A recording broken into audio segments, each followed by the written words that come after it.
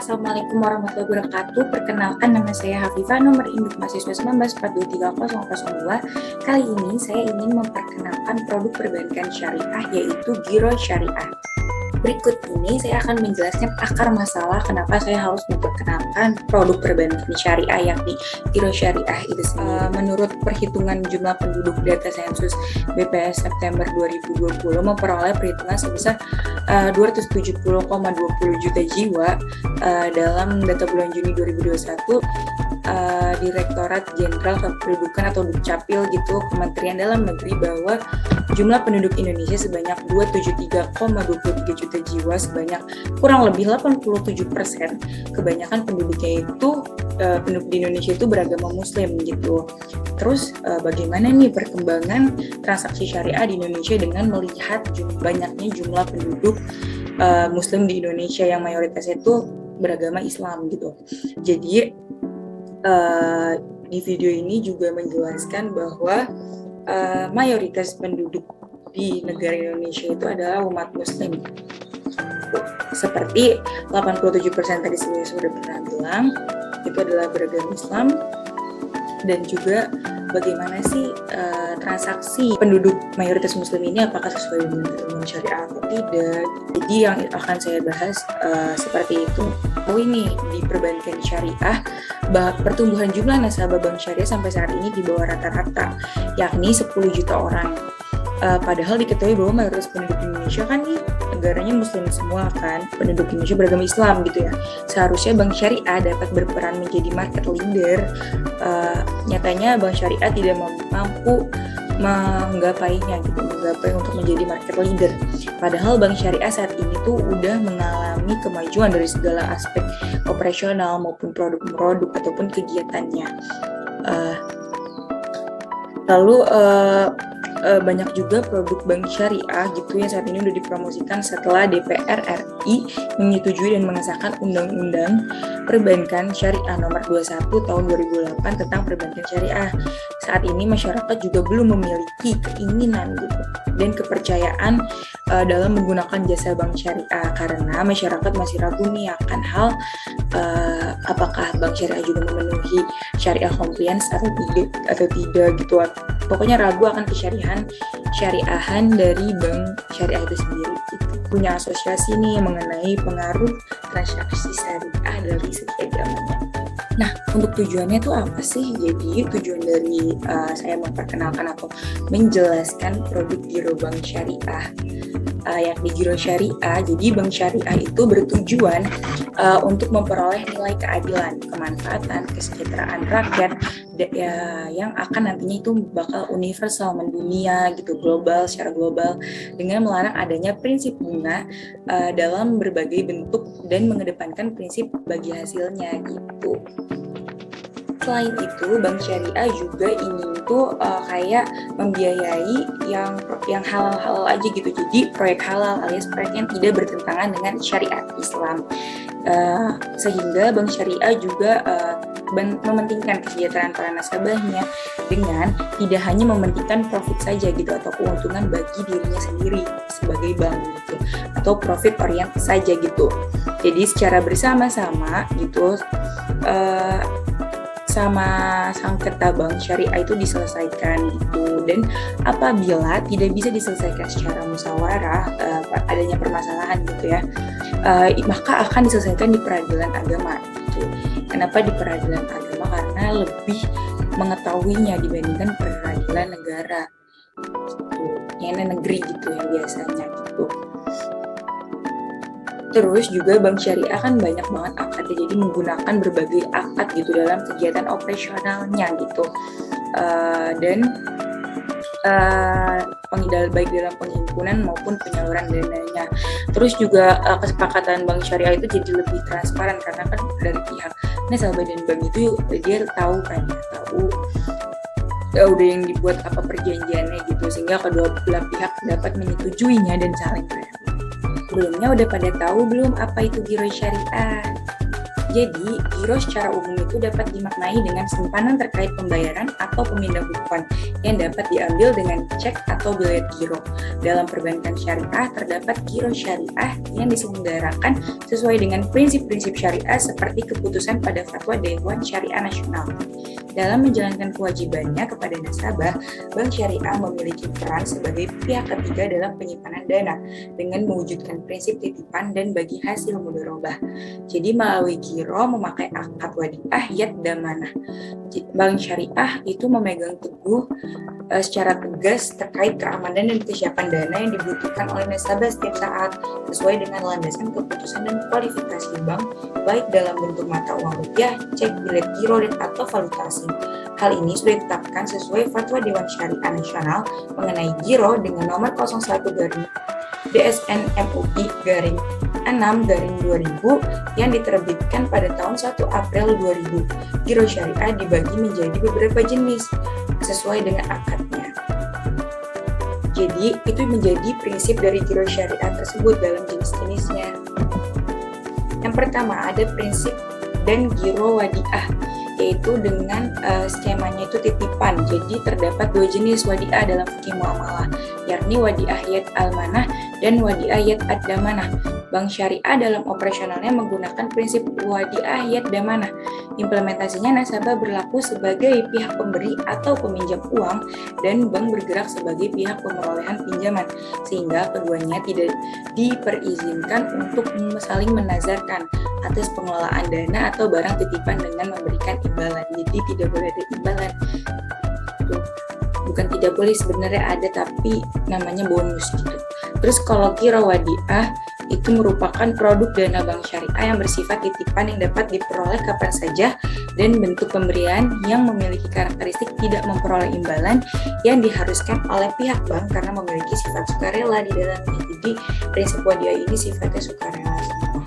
Terkait penampungan dana dalam giro wadiah, pemberian bonus sebenarnya ada, tapi tanpa adanya kesepakatan dengan nasabah itu diperbolehkan, walaupun sebenarnya bentuk giro tidak memperoleh imbalan dalam penyimpanan dananya. Jadi produk ini tuh harus sesuai dengan prinsip syariah, yakni tanpa adanya kalkulasi terkait bunga dan harus berdasarkan prinsip wadiah dan mudharabah.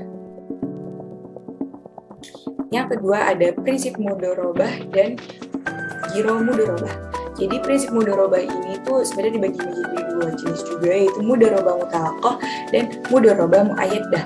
Keduanya ini memiliki perbedaan inti, yakni tersedia atau tidaknya mengenai ketentuan syarat pengendalian atau pengelolaan dana dari segi waktu, tempat, dan arah. Investasi yang ditunjukkan kepada bank sebagai pengelola dana mudharib dan dari nasabah sahibul mal. Jadi bank ini sebagai pengelola dananya nantinya dari pengelola dana milik nasabah itu atau milik kalian yang punya dana. Terus giro wadiah itu adalah produk dana bank syariah terkait penempatan dananya sesuai dengan prinsip muamalah yang menjanjikan besaran bagi hasil. Jadi di sini memperoleh bagi hasil gitu saat perjanjiannya. Jadi saat pembukaan rekening nasabah dalam bentuk giro sebagai hak imbalan. Nah, kalian masih pada bingung gak sih apa perbedaan syariah dan konvensional? Apakah kalian masih ragu? Sebenarnya sama nggak sih sama konvensional? Jadi giro syariah ini akadnya bisa dipakai yaitu wadiah dan mudharabah. Jadi bisa yang sukarela maupun bagi hasil, tergantung produk rekening giro itu sendiri. Kalau giro yang memakai wadiah artinya dana dari giro itu hanya titipan atau simpanan, jadi sifatnya sukarela. Yang ketiga, sementara giro dengan akad mudharabah itu dana yang ada dalam giro itu dapat dipergunakan bank untuk investasi dan menggunakan perjanjian bagi hasil gitu antara bank dan si pemilik giro itu, kalian yang ingin membuka giro syariah ini. Terus yang keempat, tidak ada keuntungan bunga dari giro jenis wadiah untuk nasabah gitu. Sementara mudharabah itu akan mendapatkan keuntungannya berdasarkan bagi hasil, jadi bukan bunganya. Jadi tidak eksploitasi manusia gitu yang dilakukan bank. Nah, khusus giro wadiah, bank boleh memberikan bonus atau insentif untuk menarik perhatian nasabah, tetapi tidak dijanjikan di awal kerjasamanya. Yang keenam, pemilik giro wadiah bisa sewaktu-waktu menarik simpanannya. Beda dengan mudharabah yang tidak bisa ditarik karena kan untuk diinvestasikan, diputar kembali dananya gitu. Jadi perlu jangka waktu tertentu. Terus hanya berlaku 2 hingga 3 jenis mata uang saja kekurangannya sebenarnya ini. karena memang lebih banyak di konvensional itu jenis mata uangnya lebih banyak, tetapi ini sudah pokok-pokok yang sering digunakan seperti rupiah, dolar Amerika, dolar Singapura. Terus tetapi bank juga punya jenis mata uang yang berbeda-beda ya masyarakat.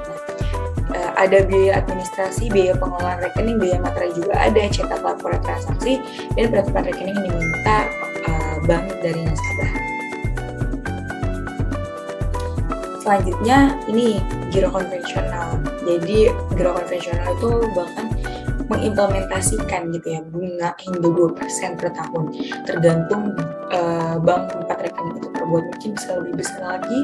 Terus menggunakan beragam jenis mata uang termasuk rupiah, euro, dolar, dan lain-lain. Bisa menarik dananya kapanpun. Fatwa asuransi syariah.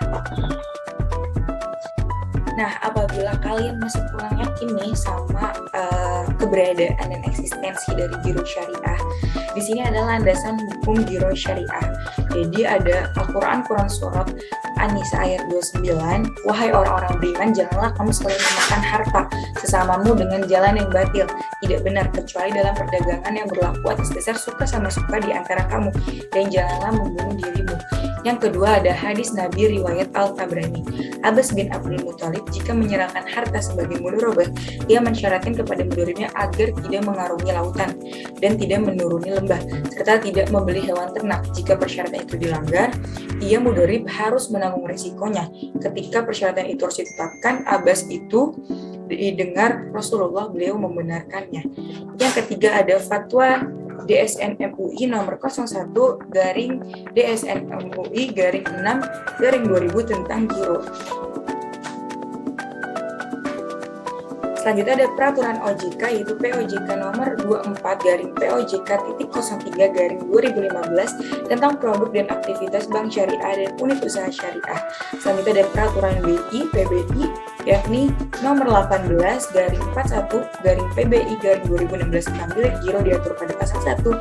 Yang kedua ada PBI nomor 9/19/PBI/2007 tentang pelaksanaan prinsip syariah dalam kegiatan penghimpunan dana dan penyaluran dana serta pelayanan jasa bank syariah.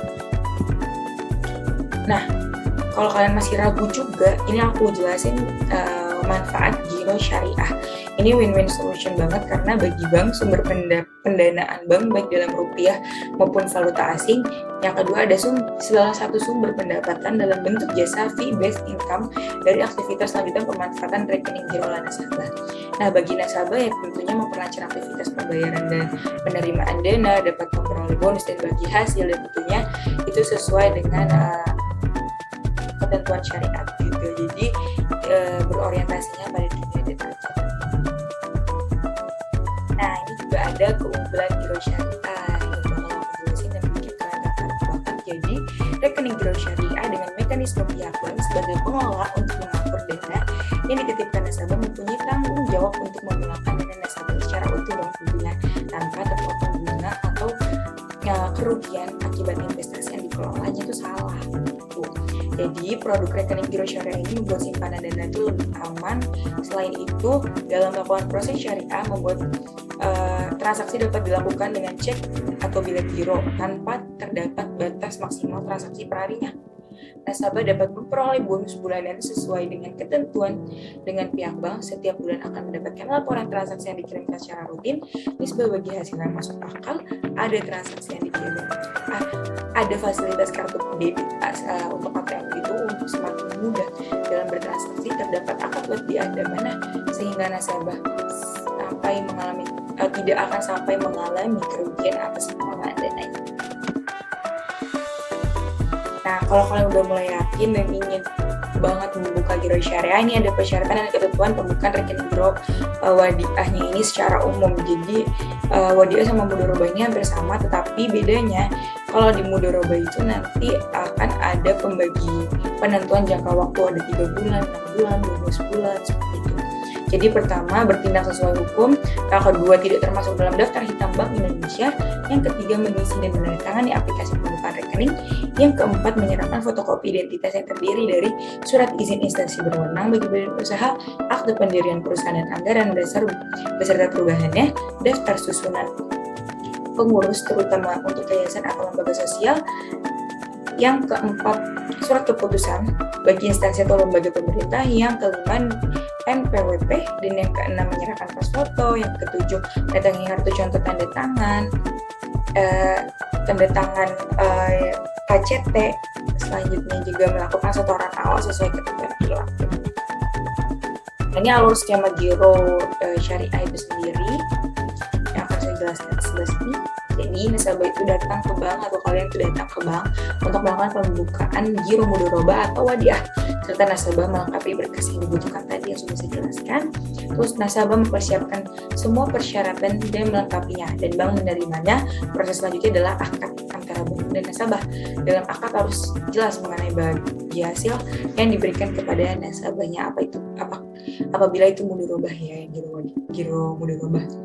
Terus setelahnya nasabah setuju dengan perjanjian akad yang diberikan, kemudian bank menyetujui pembukaan giro mudharabah atau wadiah. Dimana mendingan kalian buruan aja langsung membuka giro syariah karena keunggulan dan manfaat itu banyak sekali. Tuh, kurang lebih itu penjelasan dan perkenalan mengenai giro syariah, dan semoga kalian tertarik dan suka. Kurang lebihnya saya mohon maaf. Wassalamualaikum warahmatullahi wabarakatuh.